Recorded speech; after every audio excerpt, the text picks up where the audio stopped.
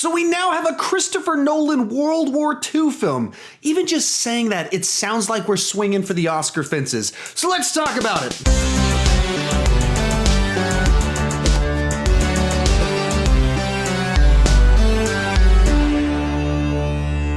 Dunkirk tells the real-life story of 400,000 British soldiers stranded on a shore while enemy forces close in on them to pick them off, and where the British actually had to enlist civilians and civilian ships to cross the channel over to rescue them, to take them home. And this movie tells exclusively that story. It is a war movie, but really it's a survival story about an event. And in that, it's a different type of war movie from what we've normally seen that are more character-based or telling the story of an individual. This is telling the story of an event from different perspectives of how it plays out. Now, what I'm about to say, it isn't necessarily revealed in the trailers, but it's not really a spoiler. It's revealed at the very beginning of the movie. The story is told essentially in 3 different timelines. Each of them is moving forward, but we see the event from a week out as we progress towards kind of the rescue. We see it from a day out as we progress towards the rescue, and we see it from an hour out as we progress towards the rescue. And eventually these stories start to intertwine with each other. And in doing so, they tell the story in a way that gives consistent urgency to it while seeing it from different perspectives and seeing the different struggles of some of these characters throughout an entire week of being stuck on this beach, afraid for their lives. For me, this was a very good war movie told in a very different style that's distinctly Christopher Nolan and bringing the touches that he brings to cinema while exploring an event that I wasn't particularly familiar with. Real quick before I give my review, I want to tell you I've got my ranking video of every single Christopher Nolan movie coming out this Saturday, so just probably a day from when you're watching this if you watch this right when it comes out, but ranking every single Christopher Nolan movie. I'd love it if you would check that out and give your rankings on that video when it comes out. With that said, let's talk about the good. Right off the bat, this movie is just gorgeous to look at, just these sprawling shots, and I didn't even see it in a great theater. I didn't see it in IMAX, I didn't see it in 70 millimeter, I didn't see it anything that would make for a great screen. It was just a good enough screen, and still, this is a gorgeous movie that just gives you the scope, size, and scale of what's happening. Moving on from there, it's a very visceral movie. You feel like you are in that situation. You are with these soldiers desperately trying to survive in a situation where they know they're just lucky if they make it. There's nothing about anything that they could do to survive, and so they're desperately trying anything to get off of this beach. Or likewise, in the standpoint of some of the other characters, they're just trying to get there knowing that they might die along the way, they might die on the beach, but they just want to save some of these soldiers and take them back home and be a part of what's going on. And so you just feel all of this from each of their perspectives. And when you're on that beach and bombs start dropping, you're just going, ooh, oh, we're just in the open and we're hoping that the bomb doesn't land on us. Or if they're on a bridge and they're being shot at, if they're on a boat and it gets hit and starts sinking and there's water surrounding them, which happens a lot in this movie, you're just sitting there going, oh wow, this is terrifying. In situations where something happens at nighttime and you're on a ship, and if a door's closed, you don't even know where to swim to escape, and things you hadn't even thought about, how terrifying some of these situations are, and how, for example, like they would be afraid of being on certain places on the ship based off the fact that they just want to know how to escape if something happens. All of it just brings you into this situation and you feel the tension consistently throughout it. Likewise, with each of the characters, the way the story is told, it's not that they have big character arcs, that you learn a bunch about them, or that they grow throughout the story. It's a survival story. So we're with these characters from beginning to an end of an event, and we learn about them, their worldview, and how they respond to different things, and you see the fear and the emotion. And so it's not so much about character arcs that you would expect from different types of stories. This is about people surviving, the human spirit and how they respond in different situations, and how just because a person is afraid doesn't mean that they're a coward. Just because someone's being heroic doesn't mean that they're actually this big hero in the grandiose sense.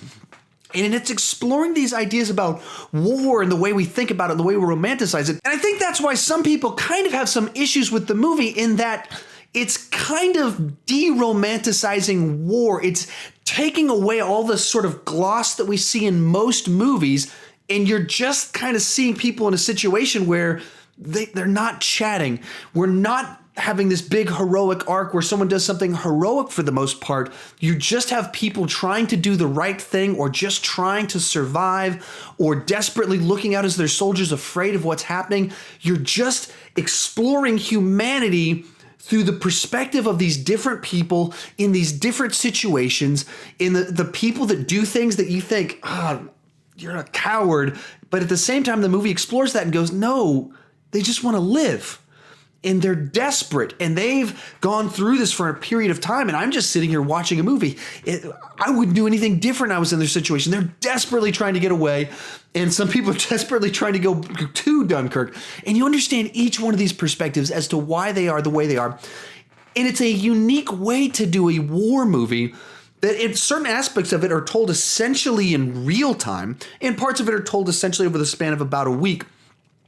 And so you see the different ways this affects different people in their roles in this story of what took place. And when I say this movie is distinctly Nolan, I'm referring to the fact that, he's known for nonlinear storytelling and having multiple plot lines running and multiple timelines going that you eventually see how they intersect.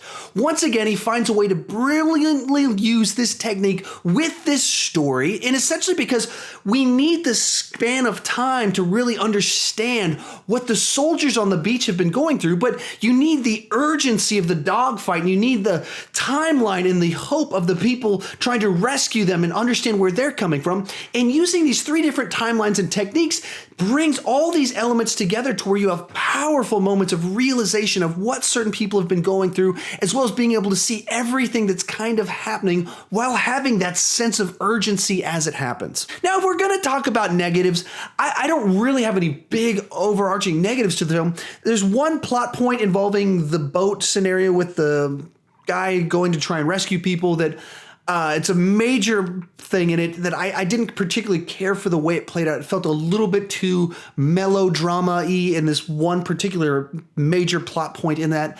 And I don't want to go into spoilers, but you'll probably know what I'm talking about if you've seen the movie.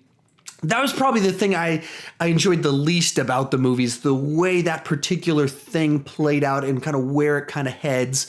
That's the thing that didn't really work for me. But beyond that, for the movie they were going to make, the movie they was trying to make, that's this visceral survival war story exploring humanity through the different reactions to war, I felt that Nolan absolutely delivered on what he was trying to do.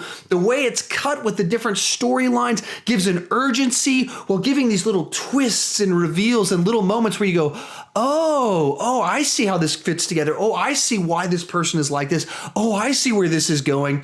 And it plays together really nicely to be able to give us kind of this dogfight throughout the whole movie with little reveals and twists and bringing it together when you're not thinking it's going to happen. And when you do and think things are going to happen, and sometimes it doesn't, just perfectly all together, tying together really nicely in a very Nolan type of story, while being absolutely a war movie, but a different type of war movie that brings something new to the genre. For me, this is the movie that emotionally has moved me the most this year. It told the story it was trying to tell in an interesting and creative, distinct manner, and it's the movie I had the fewest issues with this year. I'm going to go ahead and give this one a 9.5 out of 10. That is the highest score I have given a movie thus far this year. And if I'm being honest, I want you to go see this movie because it's a great story of a real life event that's compelling, it's emotional, and it's told in a very interesting style. But that's just my take on it. How about you? What did you think about it? Tell me down below in the comments section. I would love to hear your thoughts on it. I know some people are having some issues with it because it is so based on the event and less character based. Some people have issues with that because of the small amount of dialogue. What did you think about it? Tell me down below in the comments section. I would love to hear your thoughts on it. With all that said, if you're new to my channel, please consider clicking that subscribe button. I do movie reviews like this one you're watching right now. I do ranking videos. I got a Christopher Nolan one coming up in just 2 days. I'd love it if you would check that out, but I don't want to just talk about movies. I want to talk about movies with you. So join me in the comment section. Check out that ranking video coming out in a couple days, and thank you so much for watching.